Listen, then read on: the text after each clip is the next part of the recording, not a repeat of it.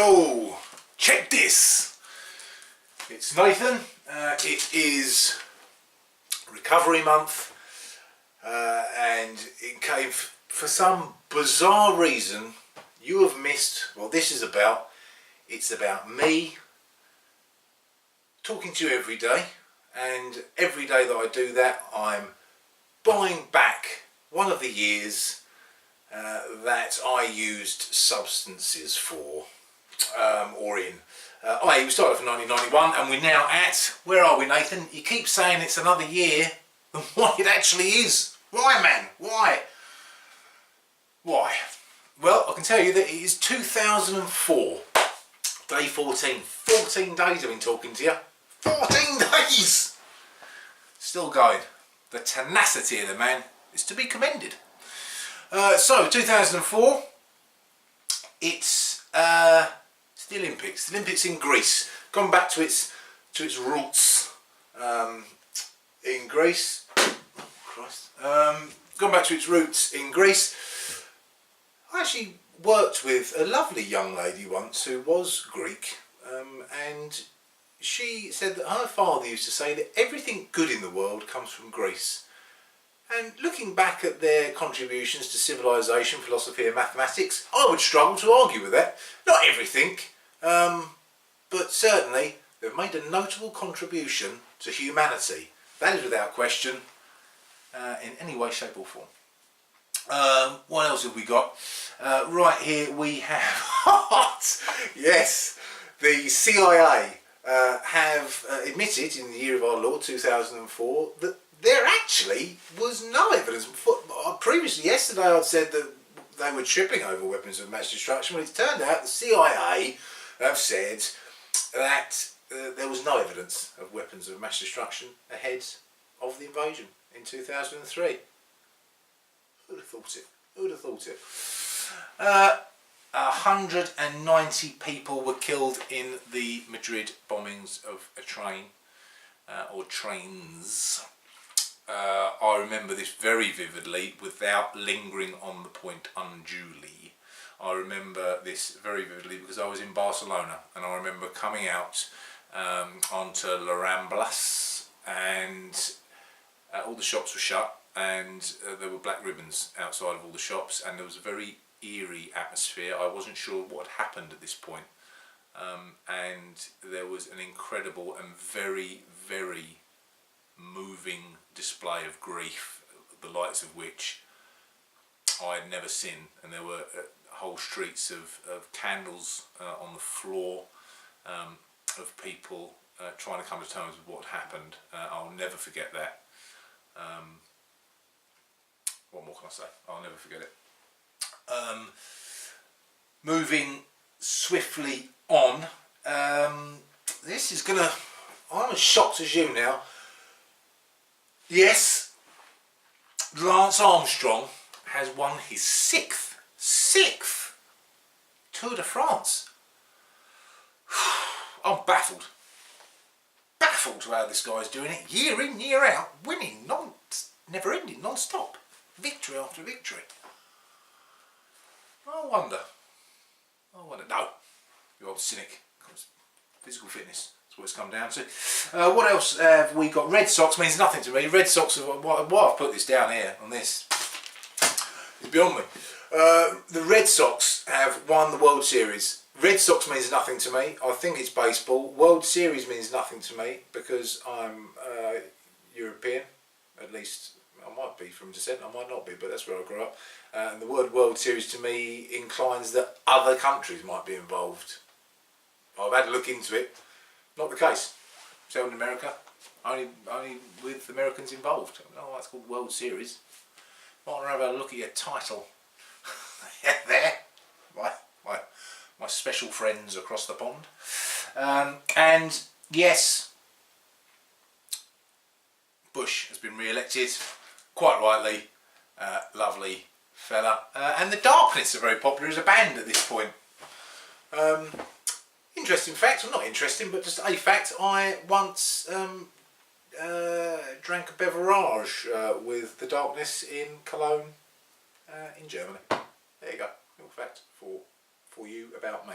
So, I know you're screaming it, calm down, one at a time. You're screaming it from the rafters. What have you been doing, Nath? Well, we're talking about not bother making, not putting too many plans in place for the future because you don't know what's going to happen. That's the case today. Has been proved in a microcosm of that universal statement, because I was planning obviously to go to Open Road today, to continue with the whole working for free thing that I'm doing at the moment, spreading the love. But on the way out the door,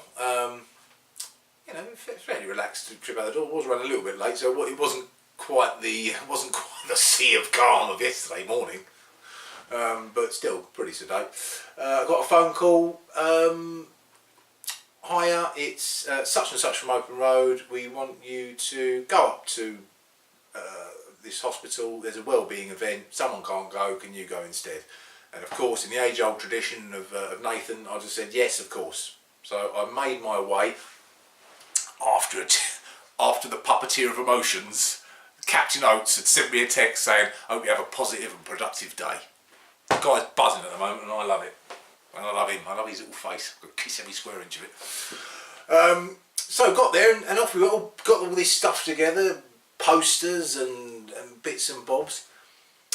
And yet again, the day and life takes a turn that you just wasn't sure it was going to take or where it was going. Where was it going? It was going to the hospital. Who was I with? The lovely Amanda. Doesn't watch these. I can say what I like about Amanda. I will say nothing other than the fact that she's Mother Earth, I called her today. Just this wonderful matriarchal, maternal figure that I like being around. If I like being around her, then be around her I will. There's nothing you can say about it. So off we went up to the hospital, set up, you get like a stool. I've done exhibitions before, I have explained this in a previous incarnation. So I knew the drill. It spread the name. This time I wasn't selling anything other than the concept of helping people. And what an eye-opener this was. So many people and organisations wanting to help other humans. Who knew? Who knew that was the case? Who knew there were just so many people doing stuff for the sake of doing good? Humanity, my faith in humanity, as I've said before, is slowly being restored. Just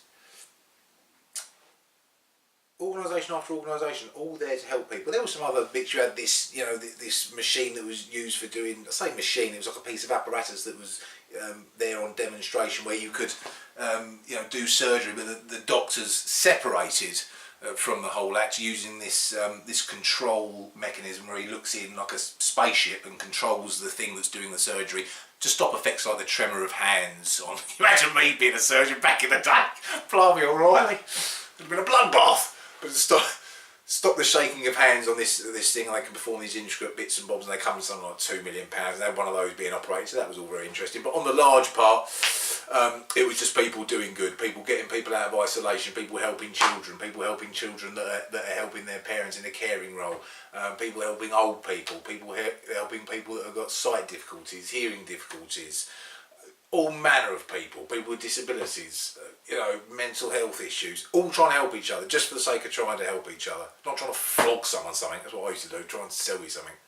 You can come into my world and let me use this, whatever this is, to sell you what I want to sell you. You're not leaving until I've sold it to you. Oh Christ. It's the second time, knocking things over today.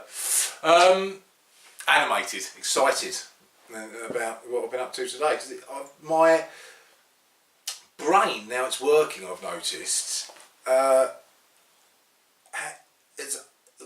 it's opened up and it's like a sponge. I'm very inquisitive again. I feel like a child. I want to know stuff. I want to learn stuff. I'm interested in people and things. These are all new to me, rather than being interested in myself.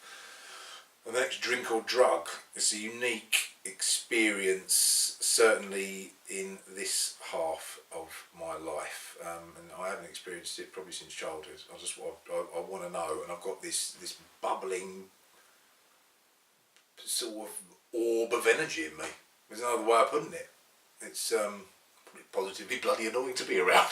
There we go. It is what it is. It's spoke to all sorts of interesting people. Amanda and Donna, as I said, who were on the stand with me, were just we just had a real laugh along as well. You know, just laughing. I've never smiled and laughed so much. The relief of being yourself. I can tell you, it's worth fighting for.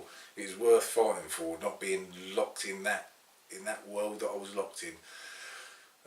Is a relief. Someone at a slight. I was talking to a guy from a fantastic organisation called Helping Hands. Craig, his name was. He was lovely. Craig, if by some bizarre off chance you remember that I do these things and you are watching, as you may well be, hello. And we were talking about all sorts of things, and we were talking about. He said, "Oh, you know, people say, oh, you know, when you're recovering, it's hard, isn't it? It's hard, but it's worth it.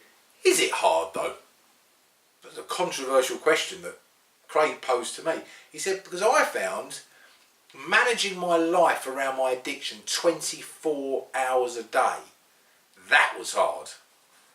He said in recovery, obviously the challenges are there, but is it hard, or effectively is it just a journey? It's a very interesting question. He struggled, he didn't have the answer, he just struggled over the concept. He said, is it hard? He said it was hard, was it being addicted? The abstinence, whilst not easy, is it hard? A little question for debate. I've not got the answer. I've not got the answers to anything, have I? I only seek to understand the question.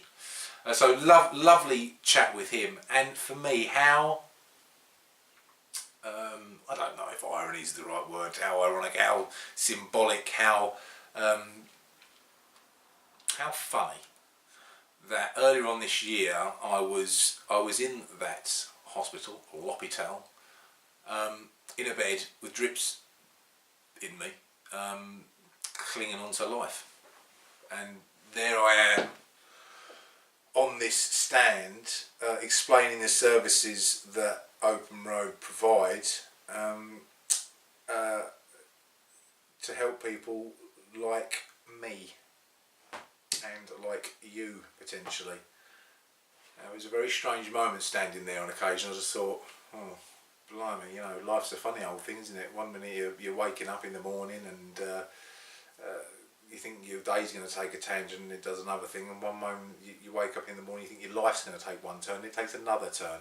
But it was almost that full circle, going back in there, and met, as I said, met some really interesting people. I would struggle, I think anyone would struggle not to be affected by that scenario when I was suddenly standing there and one of the trustees was taking a picture of me to Twitter off me with Amanda and Donna, and it was all very, very, quite frankly, surreal. I've said it before, thought my life was going to get less surreal. When I sobered up, it's got more surreal. It's got positively bizarre. Some great conversations with Donna. We were talking. I'm not going to cover all the subject matter. We covered everything from spirituality, you know, my old me banging the spirituality drum again, to, you know, interesting subjects like why is so suicide prevalent in young men, what causes that. I've got my opinions. I think it's a disconnection in part from the spiritual, from God, from nature, from earth, the very thing that we are part of, yet we continually try to insist we are not part of it. How could a child separated from its mother not be a little bit miserable? But yeah, all sorts of subject matters were crossed, and many a chuckle had. So that was my day of running through the door, and I just thought I'd get this done. I'm looking forward to just relaxing this evening, relaying and recounting other stories that I don't want to bore you with to my other half. That probably wouldn't be appropriate, if I'm honest. You got to be a little bit careful about what you broadcast out to potentially the world. Anyone can view this thing, so I'll keep a couple of stories back for behind closed doors. I'll let that fascinate you into the hours. no doubt I might get a couple of texts saying, "Tell me, what are you hiding?" Nothing. So what am I doing this evening? Relaxing with my woman, the shining sun that beams down on the earth that is me. that is my other half. I bid you a farewell. Before I do, I will say that I am a little bit full of energy today. Do you know why? That is recovery. It has reminded me today again, I get reminded again and again and again that this is fantastic, it's worth doing. Life opens up, my brain is working again, I'm physically repairing, the world is opening up to me because I'm able to see it, I'm aware of it.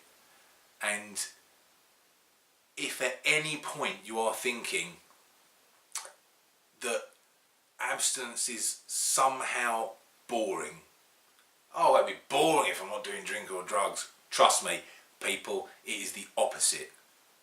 It gets a whole lot less boring. In fact, borderline exciting. I would encourage you to at least consider taking that journey with me. And if you're not considering it, then join me tomorrow, and I'll try and make you consider it again. But I'll give it a go. It's worth a go. Anyway, peace and love. Have a wonderful, wonderful evening, and I will see you tomorrow. Toodle pipskis.